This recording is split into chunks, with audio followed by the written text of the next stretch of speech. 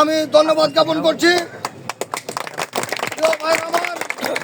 আপনারা বিগত দিনে দেখেছেন, বিগত 4 নভেম্বর শেরপুর জেলা বিএনপির একটি আহ্বায়ক কমিটি ঘোষণা করেছিলেন তারেক রহমান, তাকেও সেই কমিটিকেও আমরা স্বাগত জানিয়েছি।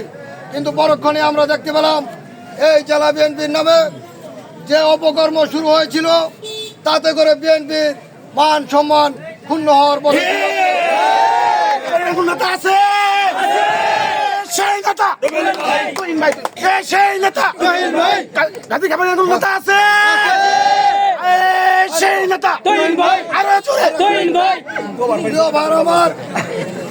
শেরপুর জেলার মানুষ রুবেল ভাইকে যেভাবে পছন্দ করে, আমি আমার রাজনৈতিক জীবনে আমি আমার মাঠের পদচারণায় দেখেছি অন্য কোন নেতাকে কোন মানুষ ওইভাবে পছন্দ করে না। প্রিয় ভাইয়ের আমার, শেরপুর জেলার মানুষ রুবেল ভাইয়ের উপর যে আস্থা রাখতে পারে আর কার উপর আস্থা রাখতে পারে না। প্রিয় ভাইয়ের আমার, তাই তারেক রহমান সাহেব আমাদের দলের সিনিয়র ভাইস চেয়ারম্যান অত্যন্ত বিবেচনা প্রসূত এই জেলা বিএনপির বিগত কমিটিকে স্থগিত করেছেন। আমরা সকলেই সেই সিদ্ধান্তকে স্বাগত জানাই।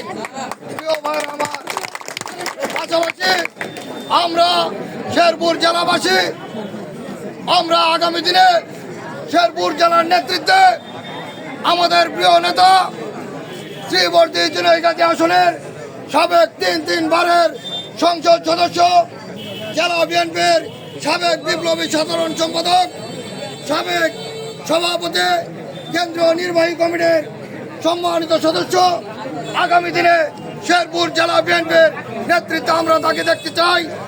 এবং কি আমরা সকলেই মনে করে বিএনপি, শেরপুর জেলার বিএনপি তার কাছে নিরাপদ। যদি বিএনপিকে, শেরপুর জেলার বিএনপিকে সুসংগঠিত করতে হয়, সুপদে পরিচালিত করতে হয়, তাহলে রুবেল ভাইয়ের কোনো বিকল্প নাই। তাই আমরা আমাদের দেশনায়ক জনাব তারেক রহমান সাহেবের কাছে অনুরোধ করব, আগামী দিনে যেন মাহমুদুল হক রুবেল ভাইয়ের হাতে শেরপুর জেলার নেতৃত্ব দায়িত্বভার তুলে দেওয়া হয়। প্রিয় ভাইয়ের আমার, পরিশেষে আপনারা যারা এই মিছিলে অংশগ্রহণ করেছেন সকলকে আমার পক্ষ থেকে এবং শেরপুর জেলা বিএনপির সাবেক সফল সভাপতি রুবেল ভাই এবং রূপন ভাইয়ের পক্ষ থেকে ধন্যবাদ জানিয়ে আমি আমার সংক্ষিপ্ত কথা শেষ করছি। সকলকে ধন্যবাদ। শহীদ জিয়া হক, খালেদা জিয়া জিন্দাবাদ। তারেক রহমান সাহেবের সিদ্ধান্ত চূড়ান্ত। সাধুবাদ জানাই। রুবেল ভাই জিন্দাবাদ, রূপন ভাই জিন্দাবাদ। সকলকে ধন্যবাদ। আসসালামু আলাইকুম।